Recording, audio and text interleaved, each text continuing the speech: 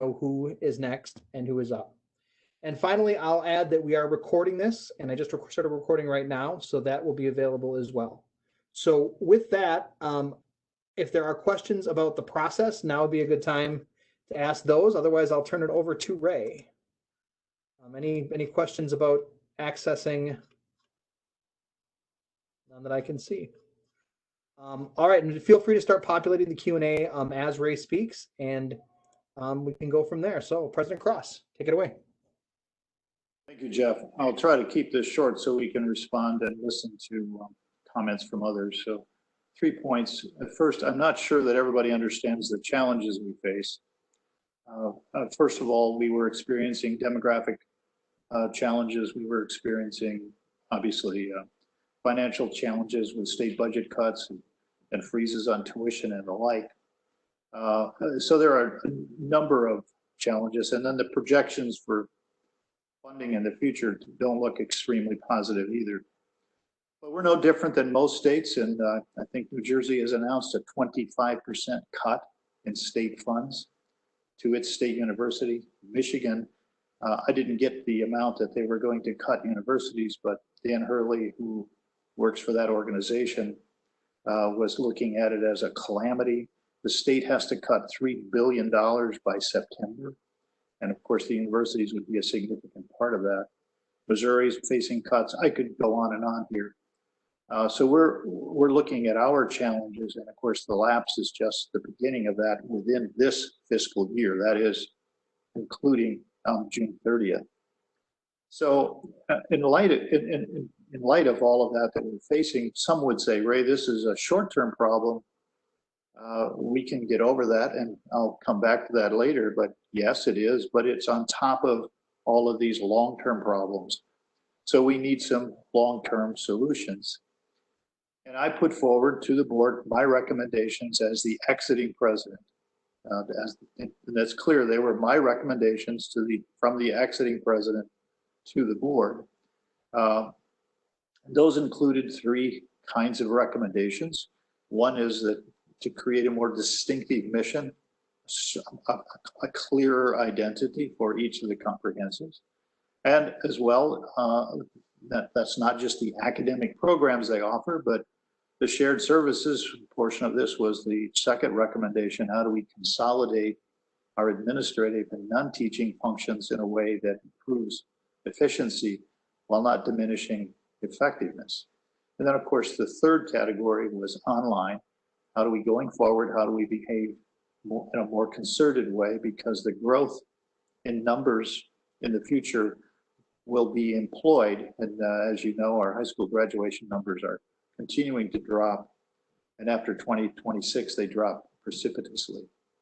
So a growing number of target enrollment students will be in the workforce or not, at least coming out of high school. And how do we provide a more concerted, effective effort to grow those markets in a fashion that makes a lot of sense? So those are the 3 strategic online effort, as well as consolidated services through shared services. And then, of course, the first one is attempting to create more distinctive campuses with program prioritization and evaluation. So that's a little bit about the challenge that we face. And I envision, and of course these are just concepts, that's all they are.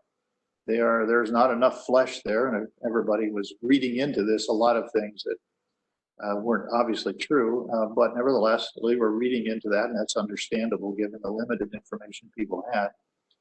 But I envision a 2-part process. The first part is campuses working through a formal, or at least a semi-formal process, something similar to Dickinson or Massey or Campbell and Booker.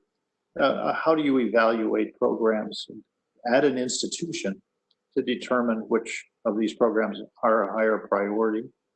And then not just programs, it's the shared services. How do you evaluate the non-academic services you provide? How do we do that as efficiently as possible? And that's part of that second recommendation. The second phase of this is then the system would engage, obviously, with shared governance and with faculty and administrators and staff and community members to help identify the overall needs of the state and which programs and how do we sort this out so the state's needs are met as well. So I envision that two-part process. Whether that's exactly what comes out of this or not is yet to be determined, but or yet to be done or analyzed. If assuming that this process is ultimately, or this recommendation is adopted, I think then there is following that, there's a process of vetting that and where are we with all of this. And if you look at the timeline that I articulated in the first recommendation, that certainly was way too aggressive if you're going to do all of this. And that's true. And I think in part, I did that because I felt like, wow, we've got to move fast. But I think too much speed at a time like this is harmful. And there needs to be a lot more engagement in this effort. So I believe that was a bit too aggressive. And that's already, my third point, that is already some of the feedback we have gotten and criticism that I think is justified, at least from my perspective. We're here to listen about your thoughts about this and your recommendations, your ideas for improving this, for changing it, and your concerns as well. So with that, I will end my opening remarks and open this up for questions. Before I do, I believe there are at least 4 regions on this listening session. So they are listening to your thoughts as well. So feel free to share your concerns and your thoughts about this. Jeff? Thank you, Ray. So we've got, first question is Heidi Engelman has had her hand raised since before we started. So Heidi, I will unmute you and go ahead.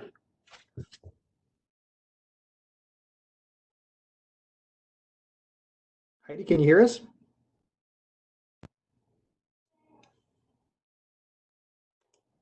Okay.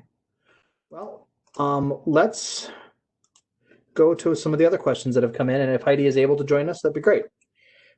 First off, Glenda Joan asks, please explain how the blueprint will save money.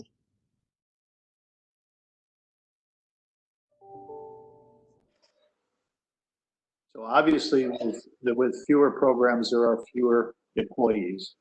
That is clearly one of the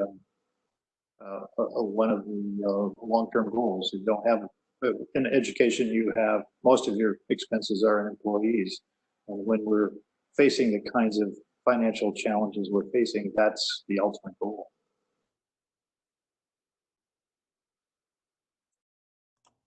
Next up, how is the blueprint in the best interest of students? That's also Glenda Jones. Well, if it were a perfect world, we would have every program at every campus so that students would not have to travel very far.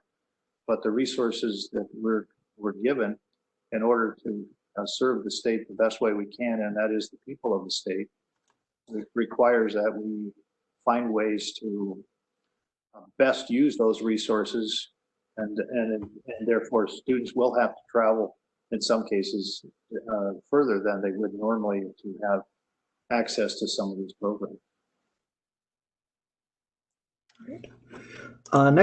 Next up is Tammy Kincaid, and the question is, if the expectation is that the online market, are there initiatives to increase broadband access by the state of Wisconsin? Currently, I have been unable to teach the most effectively because at least 40% of my students have poor access. Jeff, was that Tammy? Was Tammy? Yes, Tammy Kincaid. Well, she's absolutely right. And there have been numerous efforts to try to expand broadband throughout the state, and we continue to push for that. And I do believe, I'm not sure which bill it is federally, but it was one of the stimulus packages. It may be in the HERO Act, I don't know, which is currently not approved. Obviously, it hasn't been to the Senate yet. But I believe there was increased funding to expanded broadband, and I know that Region President Drew Peterson, who works for TDS, is heavily engaged in the efforts to expand broadband. So you're absolutely right.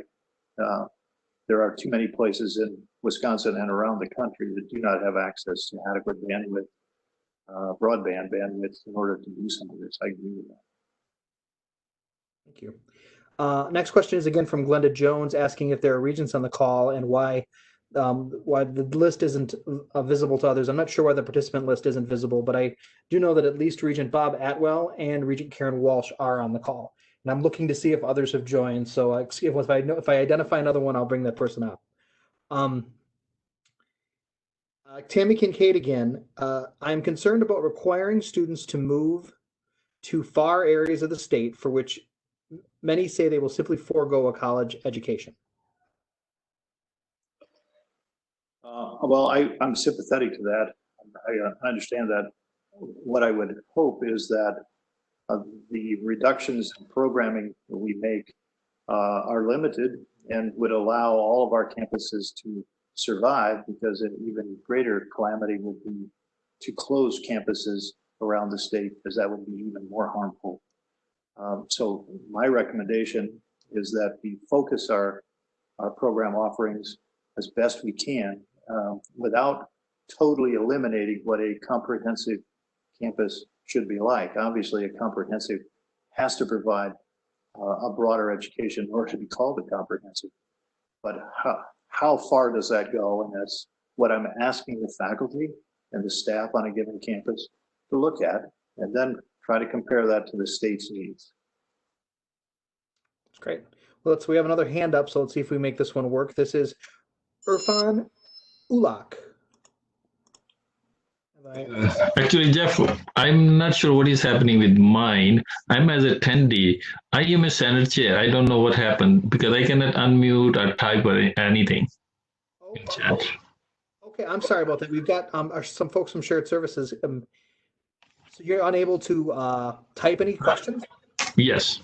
In the chat message area, I cannot type anything. And I'm listed as attendee. I don't know if that makes a difference or not, but that's okay. Do you have a question that you'd like to share now since we've got you on? Well, actually, I just wanted to generally speak because I'm the Senate chair and Platteville, we are considering, some kind of resolution. But Ray, the question I really have is, I'm getting mixed messages. I have attended some of your meetings with the faculty reps, right?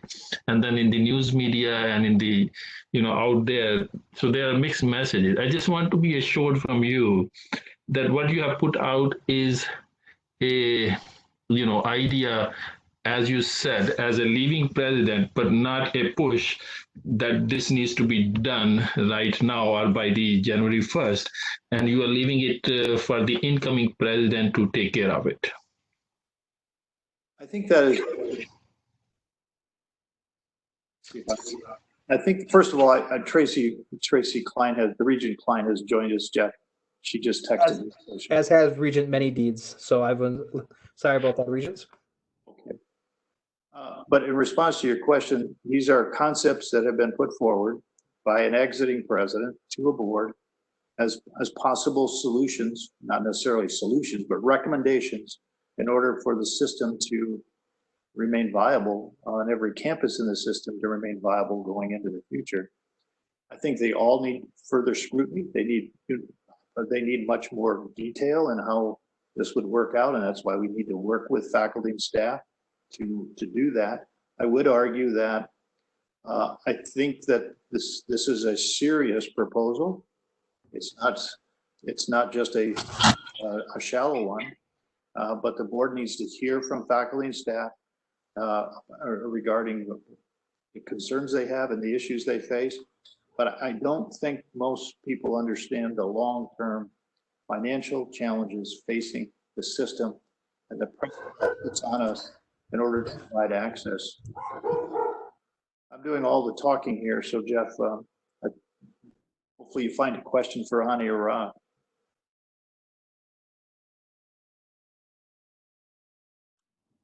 I've got a dog barking in the background, so please forgive me on that. Smaller workforce, I'm just trying to take them in order, Ray. Would a smaller workforce, would you close certain campuses, and how would that be decided? I think closing a campus would be the worst thing we could do. Furthermore, it would not save any money. It would probably take 15 to 20 years to save any money because of the student-based debt. That is the residence halls or the the student unions, things that student fees have paid for, that debt remains, and that would have to be shifted to other campuses. So we wouldn't really save any money. And that's part of the challenge. Secondly, I really believe access is important. How do you balance access with the limited resources we have? Well, I think you have to focus a campus so that it specializes in certain areas. It doesn't mean it doesn't offer other things, of course, but it has to be financially viable as well. Simply something that we would all prefer to have. I understand that. Here, Ray, here's one that maybe Ani could help us out with. Is there a plan to have extended campus become a degree granting institution? No, there is not. One of the things that is important about extended campus is, for example, that it has an extensive background in collaborative programs that are offered by the institutions that the students are enrolled in, not by extended campus. So if I may add to that, Jeff, one of the problems I had when I was at Extension is that there was an effort to turn what at that time was CEOEL into a degree granting entity. And that was initially started, and I ended up putting an end to that because I did not want to create another competing institution. That wasn't the goal. How do we facilitate offering the programs we have at our current institutions?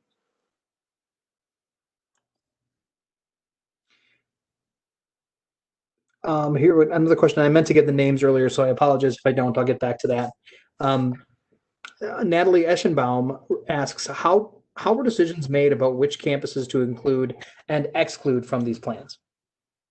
Yeah, if I can start out with that. It sounds as though we have excluded Milwaukee from this discussion. In reality, they're already going through this internally, and they are making serious efforts to try to figure out what their priorities should be. Madison, of course, is an internationally known land grant institution, so they have other issues too, and they may in fact be the most impacted by the coronavirus. Initially, the losses there may be significant. Milwaukee is an access institution, not just a research. It's also an R1. That kind of a mission makes it difficult for them, that dual mission.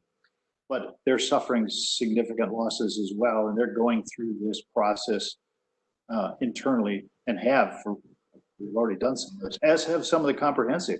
Some of the comprehensives have already worked through their program prioritization in the last few years.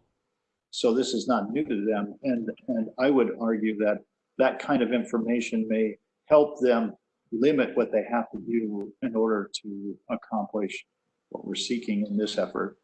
But those two campuses were excluded from a statewide perspective because they serve, obviously, a much larger audience of students. Next question, I think we can maybe start with Rob, and then Ray, if you want to, Ray or Ani, if you want to jump in. Before I do that, I know some people are experiencing some difficulties. I've gotten some requests in on that. I've reached out to our friends at Shared Services to see if they can address those. So hold tight. I have a couple folks that have contacted us. Hopefully we're able to get that set up, get that fixed. The next question from Tiffany Taggart. How willing will UWSA be about requests for data that might inform development of an alternative plan? Very open. I would add, well, you were asked that of Rob, and I had to jump right in there, Jeff. I apologize. I think what data do you need? Here's what we have. I think we're very open to that. Rob, I'm sorry to interrupt. I think you answered it very succinctly. Next question, and again, and for those of you listening, I'm not taking these exactly in order. I'm trying to hit different themes the best I can. So not intentionally skipping a question if you haven't heard it read. It might have been close to another one, so just want to point that out. Next question we had is, I just had it up and moved. Rather than prioritizing programs across the system, why not leave this at the campus level? Require, for instance, 10% cuts at each campus. This would require campuses to make their own difficult decisions. And that, again, is from Natalie Eschenbaum. So one of the problems that I have with an across the board 10% cut is that it tends to make the weak weaker and the strong weaker. So I prefer a more vertical style of cut. And in some cases, campuses, as we look at campuses now, some campuses are in better shape to absorb something like this. And that may influence the program array as well. But my goal as a state leader is to preserve all of the campuses within the system and not to sacrifice one of them. And that is an effort that's not an effort, that's a plan that I put forward. Next question from Melissa Maline. I think I have that right. We are already seeing unusual enrollments because some local students plan to stay closer to home this fall. Reducing choice affects them negatively. Would allowing for more choices help them and us, especially with improvements and transfers we've already made? I think you're not the only campus that has seen some what we would refer to as anomalies in enrollment, or at least applications. Several of our campuses are up in application, several are down. And so we don't really know, given that normally in a recession, enrollment goes up at colleges, and we don't know if that will be the case. This morning, I think there was an article in the Wall Street Journal that this is not a normal recession. So we don't know how students will behave. When you couple that with how will we handle students on campus this fall if we have to go, and we probably will have to go to some form of hybrid instruction in a number of classes, because we probably cannot simply populate a 300 capacity lecture hall with 300 people. Probably going to have to be a lot less than that. How will we provide those sections? And that will require some form of online work, even if the enrollment is up. Additionally, there are debates going on right now about can we move people to all single rooms?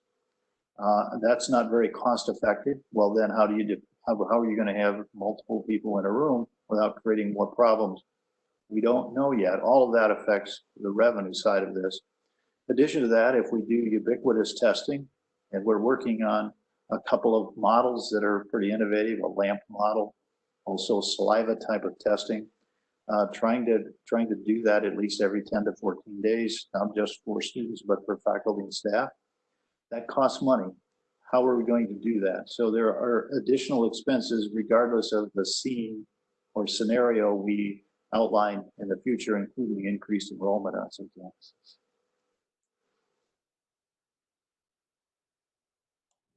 Next up, Kellen Wells Mangold. The question here, and this could be for any of the three of you. Curious on your thought about how recommended changes may impact our campus efforts to maintain compliance within Title IX, as some genders, for various reasons, tend to gravitate towards certain majors. Our campus communities could change in a big way.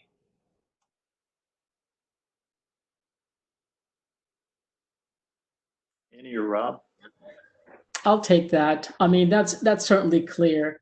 One of the concerns, of course, that we have is to make sure that we provide as many of our students, particularly students that have previously been underrepresented in a variety of areas, the greatest opportunity to achieve their education. On the other hand, as the president indicated, this is one of the areas that we're going to have to need to hear from you with regards to areas for consideration in every which way. I think the whole point of ensuring inclusivity is one where we gather as much information as possible to make the either the right or the necessary decisions. It's interesting to know that we were, and I think that the behavioral mental health group will be presenting at the June board meeting, but we were intending to invest significantly in behavioral mental health on our campuses. We were putting forward a big piece for to address better serving our underrepresented groups throughout the university. We were putting that forward this fall. So some of what you just mentioned is really of great concern to us, because no matter how you cut that, whether it's just the coronavirus or everything else, this disproportionately negatively impacts the underrepresented groups in our population and the students we serve. And that's really concerning because that is the growing area and something we need to serve better. So it's a very, very appropriate question. The next one is right up Rob's alley. Regarding centralization of services, particularly purchasing, would you expect the location of the quote customer campus to be taken into account for procurement? For example, campuses close to St. Paul may get good services more efficiently from Minneapolis. So I think it's a really important point, the location of the campus. Right now we have a pilot going in the Northwest between River Falls, Stout, and Eau Claire to try and do some regional things. We certainly want to learn from that. And if we can ensure better service working with vendors that are local, we should look at that. That's an important thing to think about. And also making sure that the employees who are providing these services are not centralized in Madison, but are working on campuses around the state. Jeff, I have to tell a rather humorous story with that when Senator Sheila Harsdorf was still a senator. She was talking about, I believe it was at River Falls, but it could have been someplace nearby.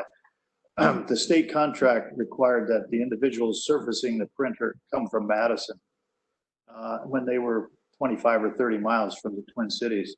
And it was really a frustrating experience. So I believe, hopefully we're very sensitive to that. Whoever asked that question, I think we should be very sensitive to that.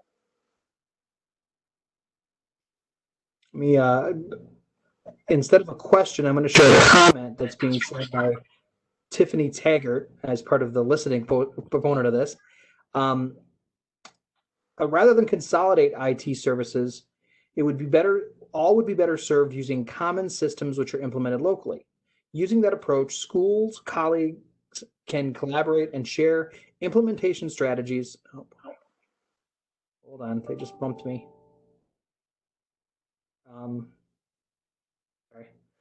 Schools, colleagues can collaborate and share implementation strategies, configurations, and troubleshooting experiences without sacrificing customer service to centralized support.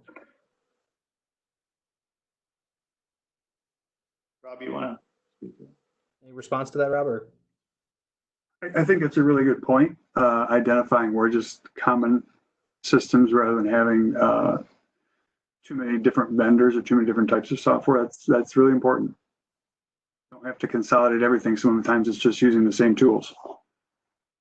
I think that is part of our problem, part of our challenge, Tiffany, is that we don't have common software packages or common tools, and that's part of what we're trying to move to incrementally. A question that Ben Belke has proposed a couple times, so I should make sure I get it in. How should student governments communicate the blueprint to their student bodies, and how do we then re-communicate issues that students feel are concerned about of the blueprint plan? Well, first of all, I would recommend that they are obviously engaged in the program prioritization and evaluation process on their campus. I think that's important. That's the first step. And the concerns they may have about the process going forward, I think they should share with us and with the board. And feel free to do that. That was Ben, right? Yeah, feel free to do that. There have been a number of what I would call, I think somebody referred to it as misleading statements earlier, things of that nature, mixed messages. As someone said, well, this is simply a method to try to get rid of liberal arts courses.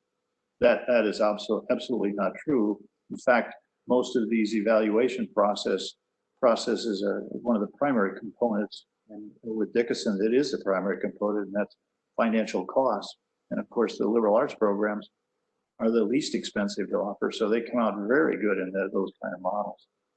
My comment there is that with these kind of models, you have to be careful not to eliminate the more costly programs.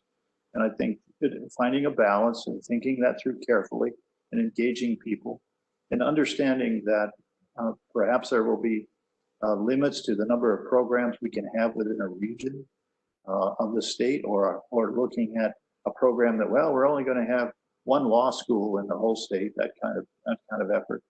Guidelines and parameters that may help us think through how to best serve the state with the limited resources we have. Of course, there will also be programs that every campus should have. I believe every campus has a psychology degree right now. There's nothing wrong with that. Is that appropriate? That's a question I think that has to be asked at some point. Is that necessary, et cetera?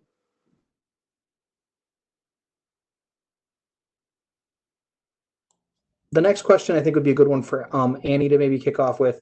Can you explain in more detail about the online education delivery model and how some programs can still be in compliance, for example, teacher education? So one of the things that we are looking at, obviously not beyond compliance issues, is how do we improve the quality of the online instruction? Our faculty did an incredible job in shifting very quickly from the regular face-to-face to online or remote delivery. That has been the concern of many students as well as many faculty with regard to just a quick delivery. So one of the things that we need to make sure is that in this process, as we review these programs and these courses on the various campuses through their centers for teaching and learning, is to ensure that in that flipping, we remain consistent with both access and equity issues. And so the access goes to the technology piece. The equity goes to the way in which we formulate our classes and we deliver the instruction. I think all of that is achievable, but we need to make sure that we include as many as possible in that deliberation.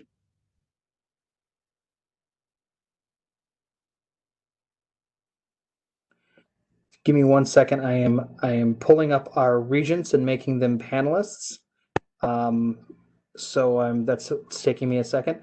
Let me. While you're doing that, Jeff, let me add to that. We have received a couple of $1 million from a donor. The system has, as Ani mentioned, to help with training and education and to help develop the skills of our faculty as it relates to online coursework.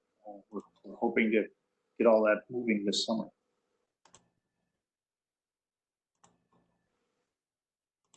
All right. Now I'll get back to the queue questions.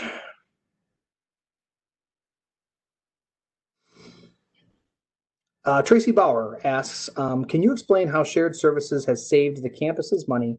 Also, can you speak to the level of service and turnaround times? Rob, you want to start with that? Yeah, I'd be happy to. A couple of examples I would share. Almost all of the comprehensives now, for example, have the time and leave being provided by shared services. And we had done some initial projections working with the campuses to try and identify the costs that had been basically transferred over from them to shared services. And it was a pretty significant amount. It was 3 or 4 times what it was costing at shared services to do. I think the different campuses decided what to do with those savings on their own. You know, in one case, the campus had a vacancy in their HR office, and so they decided not to refill that. I don't know what they did with the position. Another example that hit my desk last week in the student information systems area, one of the companies that provides data files to all of our campuses to be uploaded into Oracle PeopleSoft changed their format. And shared services is doing the coding, and they're going to give that code to all the campuses to be able to use rather than each campus having to code for that change in format. It's a little thing, but those kind of things add up.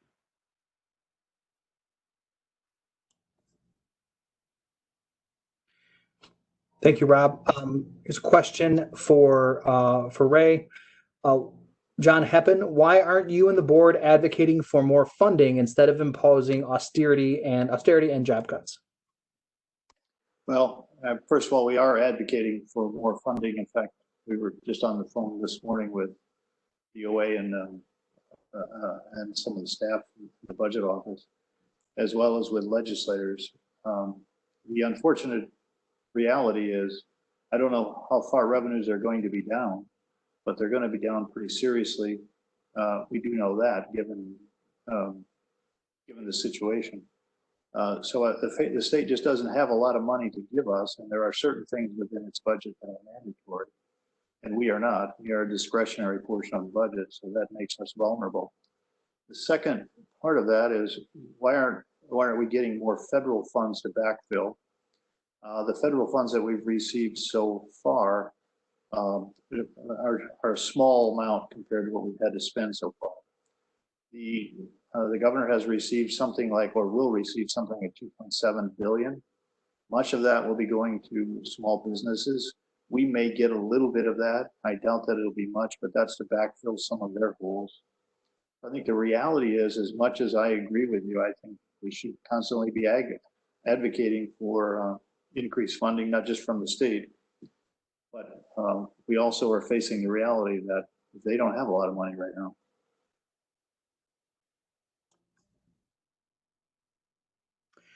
Next question, Matthew Decker Moore asks, President Crosse alluded to the fact that our current financial crisis is at least 10 years in the making.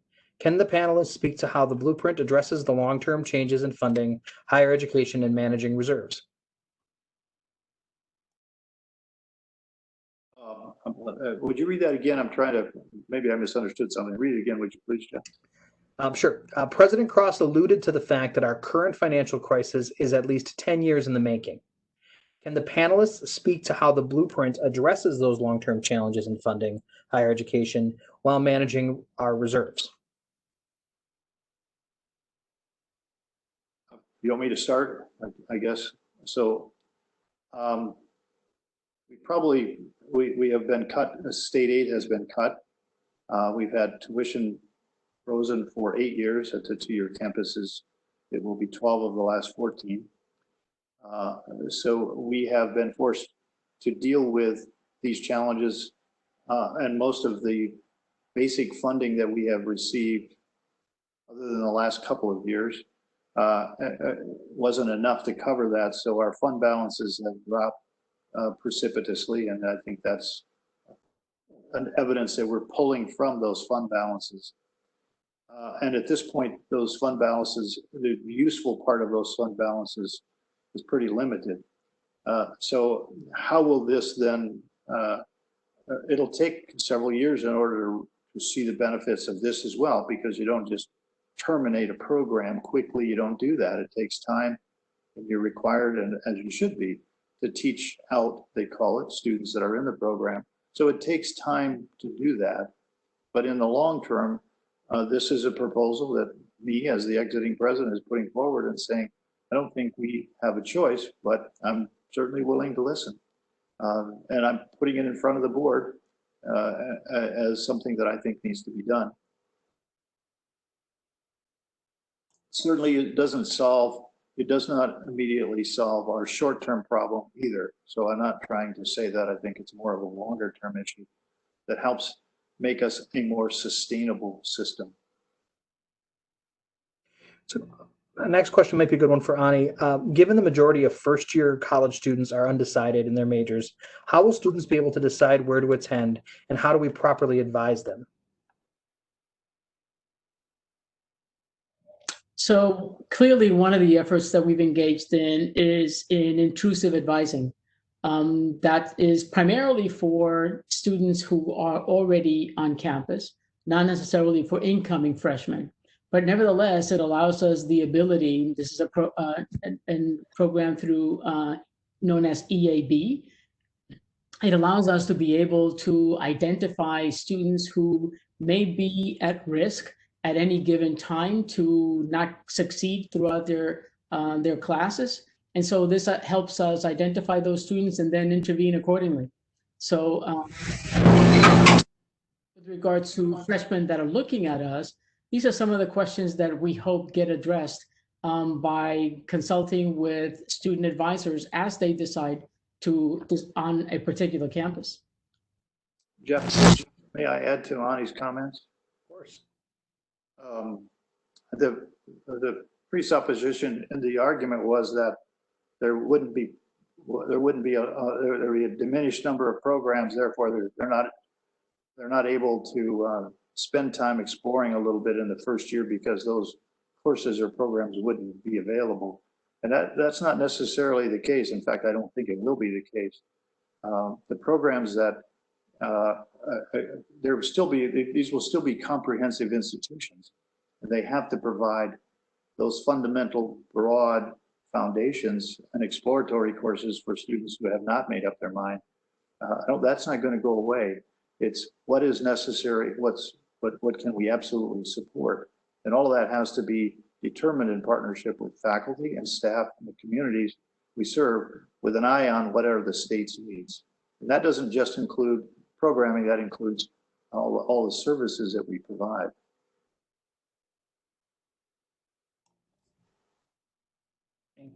Thank you. Now let's to the next one here. A question about HLC, and I just lost it. Now I got to find it again. There it is. Nope. The question was, what efforts are being made to ensure that the proposal regarding academic program decision-making conform to HLC requirements? HLC, quote, expects faculty to oversee academic matters, quote. This process is not inconsistent with that, because it will be led on the various campuses, including with the inclusion of faculty.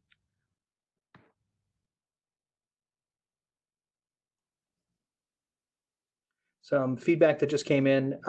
This is more of just a statement from Heather Klonderman. A long feedback.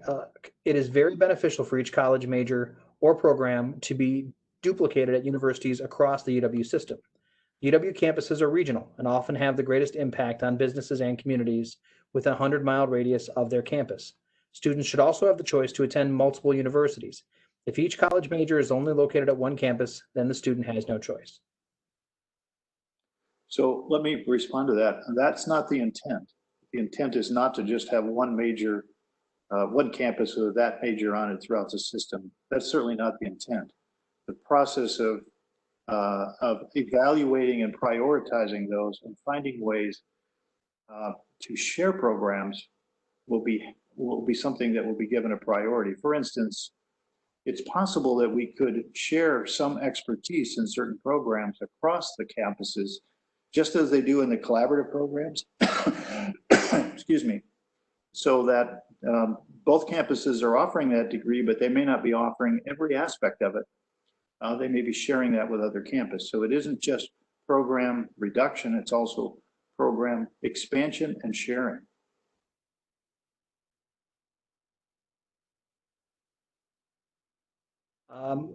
I have a question about diversity and equity. So in considering programs related to diversity, equity, and inclusion, these are often the programs first to be scrutinized. What kinds of assurances do staff, faculty, and administrators have in knowing these areas will continue to be prioritized?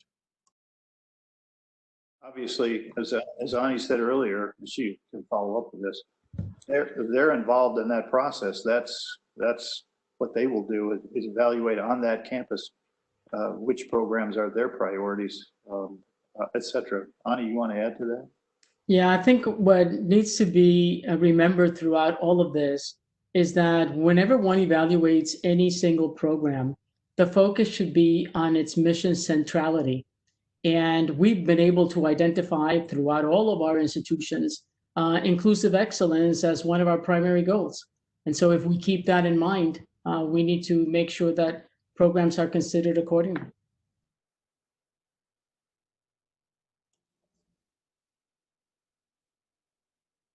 Question about campuses remaining competitive with their out-of-state peers. How do we ensure schools like UW Platteville, who pull in students from out of state and have competition from in-state schools as well, stay competitive? For example, Dubuque, Iowa, who is 20 minutes away from Platteville, has 3 universities. So how does the Platteville help? How does the plan help with that? Well, obviously, Platteville is known for a number of things, but I'll just pick off a couple of them. And ag and engineering clearly are prominent programs there. And there are many others, so I don't mean to diminish that. But being able to compete with Dubuque or even Des Moines or Cedar Rapids or Cedar Falls is not just going to be on how broad your program offerings are, how the quality and the perceived marketability and the receptivity of employers to the graduates and of alumni, comparing their overall education and their formation as adults, as we often overlook the idea that education, and if using the German term is formation, we are forming people. It's much bigger than just giving people knowledge. And I think that providing a quality education and being able to market that, having the resources to reach into those audiences will actually help improve their competitiveness.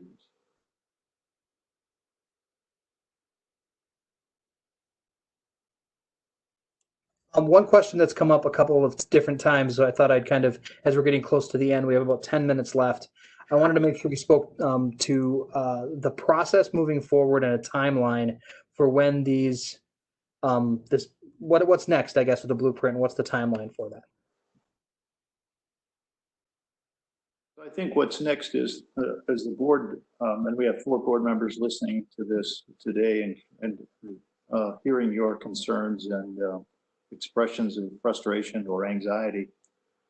So I think the next step is we have to flesh this out further, flesh out these ideas, and we're seeking your input as to how best prioritize and evaluate these programs.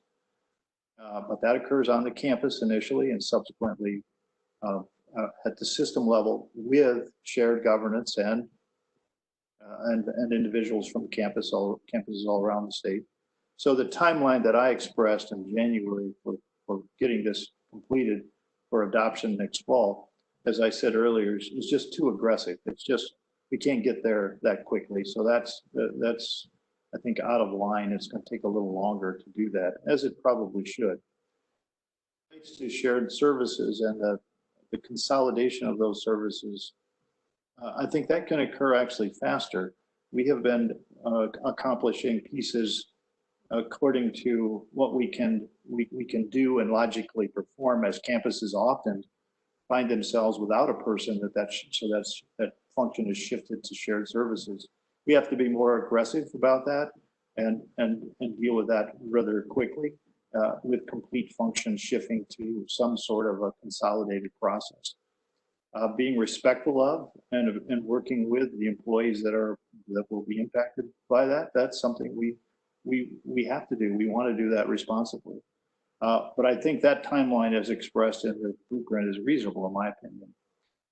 On the other hand, the timeline for the online strategic consolidation may take a longer as that sort of evolves and people understand what the intent is there. Some campuses have said, Ray, that's a revenue stream for us. What are you trying to do? Take that away from us? No, not at all. I'm trying to grow that revenue stream from $2 million to $10 million. And right now we're only capturing 5 to 8% of that market because our marketing and outreach efforts are so distributed and not concentrated. When our competitors are coming into the state spending millions of dollars a month on mass marketing, and we have a much better product, and each campus does, in my opinion, and we can serve them much better. Why aren't we selling those products effectively here? And that's ultimately what we're after with that third phase, that third recommendation, which may actually take more time.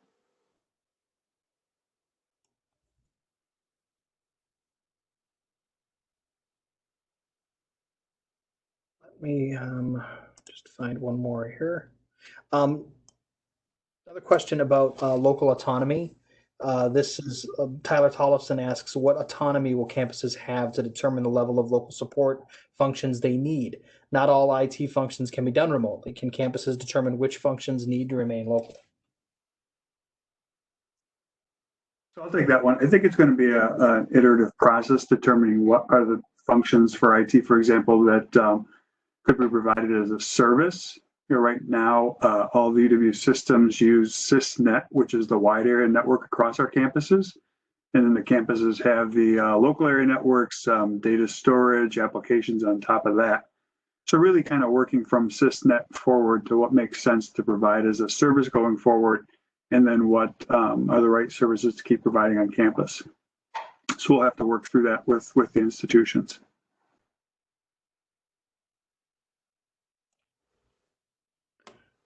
Rob, kind of along those same lines, talking more about shared services. Matthew Decker-Moore asks, when moving to shared services, we can save money, but services that our students and faculty use often suffer with a quote one-size-fits-all philosophy applied. What is done to assess the effects of this move to shared services? And is there a way to roll back changes that could be hurting students? So I think it's a really important point as we go forward, defining what is the service we want and how are we going to measure the efficacy of it, because we can get over efficient and then provide poor quality.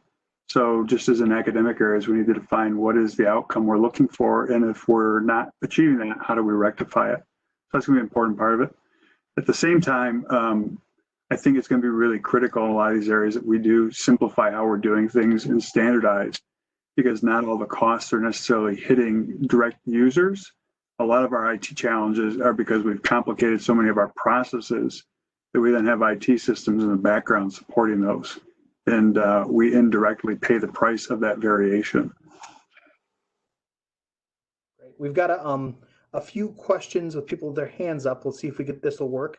Jose Rubio Zepeda. Unmute you and see. You're unmuted, Jose. My question was already answered. Thank you. And then Irfan Alhaq again. You are. So actually, most of my questions are answered. So maybe I just take a stab at the mission statement. Some campuses, have in recent past, last 3, 4, 5 years, have gone through that process of mission revision statement and have gone through HLC and all that. So will that be considered in this process, moving forward, or every campus will have to revise their mission statement? So I'm not sure every campus has what I refer to as a role and scope. Who do you serve?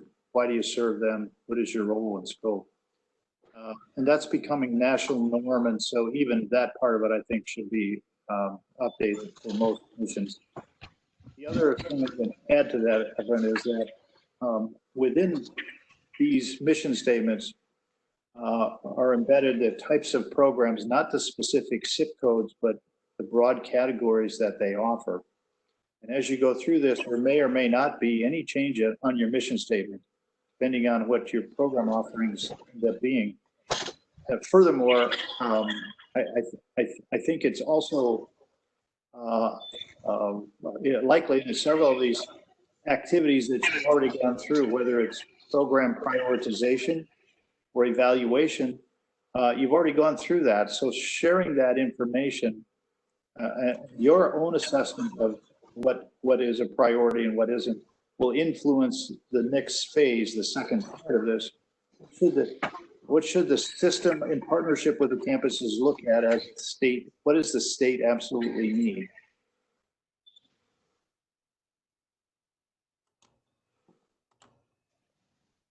All right. Going back, just looking at the last couple of questions that trying to find one or two more for the rest of our time. I think we've covered most of the major topics that have come out. One that I saw a few times was, Annie might be able to answer this. If each campus is, what's that? If each campus is specialized, then how do you envision supporting any interdisciplinary learning, students hopping from campus to campus? That, of course, will be a function of the way that individual campuses define their programmatic array. And so one of the things that will be very important to support interdisciplinary programs is to ensure that we are able to provide any singular institution provide a sufficiently broad program array so that they can offer those programs without necessarily encumbering additional resources.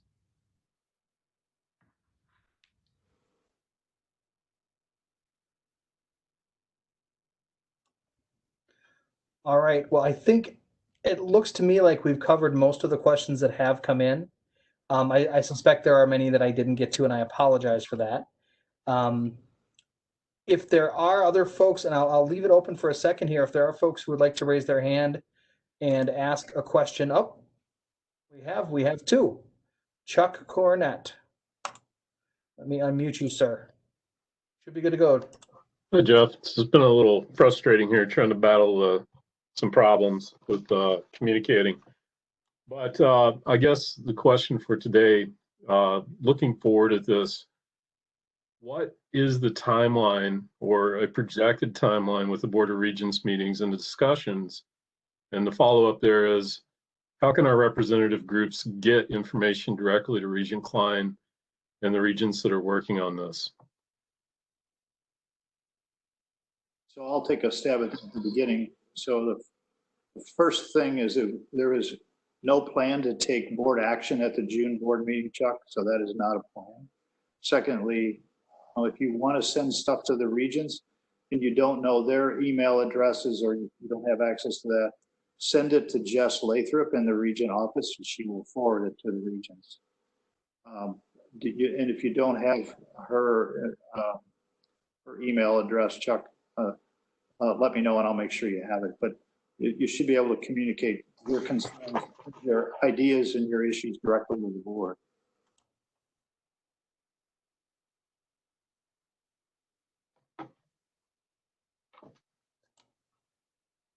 And then one more, we had Josh Rissler also has his hand up. If you want to get in, we'll extend it a couple minutes if folks still want to raise their hand. Josh, go ahead. Thanks. A lot of people were concerned by the director and manager language that were in the blueprint.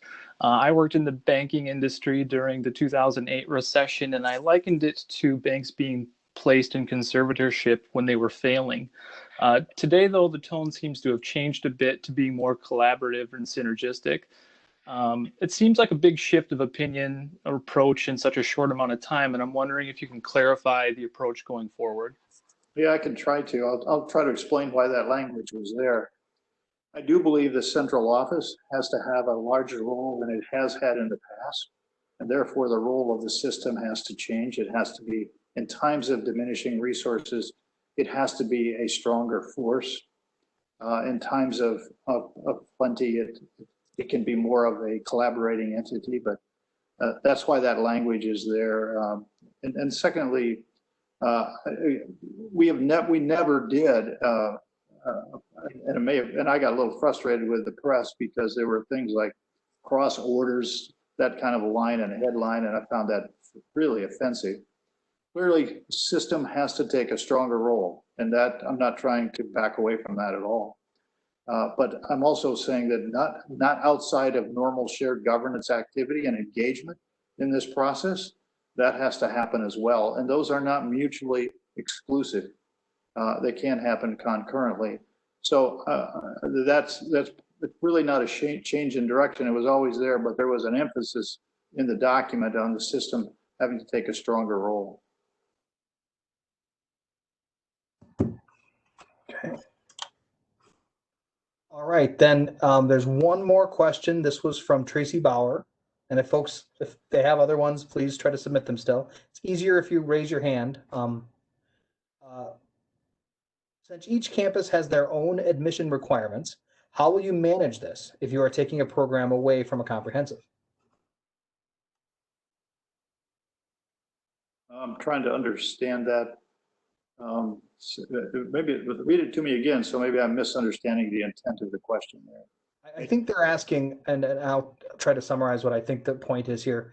How do you make sure that taking programs away from campuses don't interrupt any of the mission standards that are unique to each campus?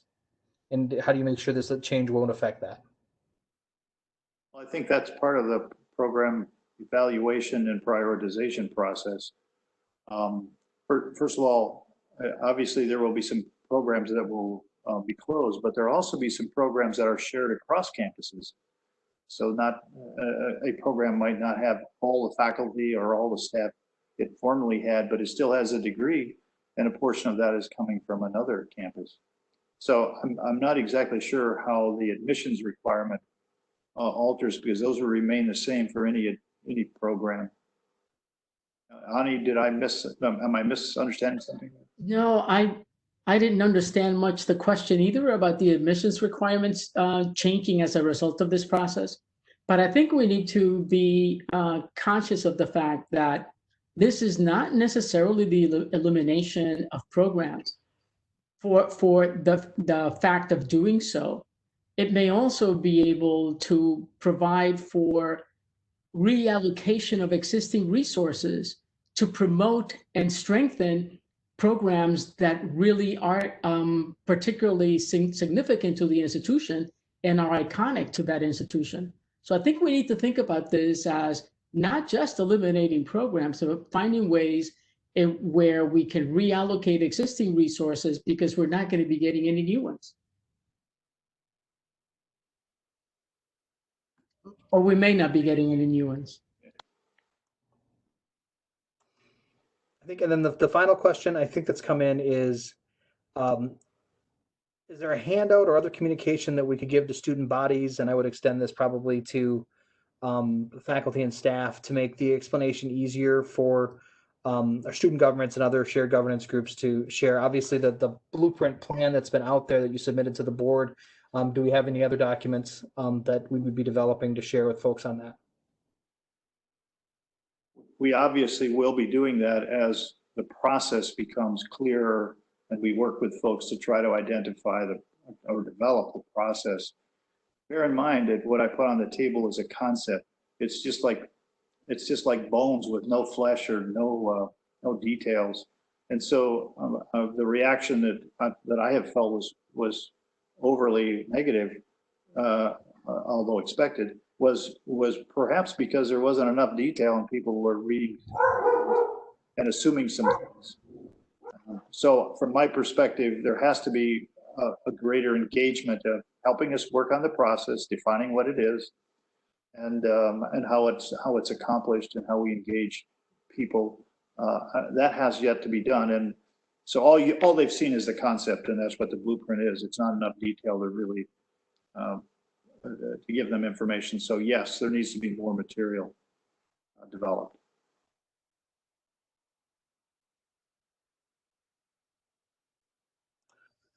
All right, with that, I think that wraps it up. I know we will have another one of these with another group of campuses tomorrow morning, a little after 10, and we'd look forward to continuing the conversation. I think I can speak for all the panelists on that we look forward to hearing more from all of our folks throughout the system. Thank you, everyone. And thank you, Jeff, for managing this. Thank you, everyone. And thanks to the board members for participating and listening too. That was really important. So thank you.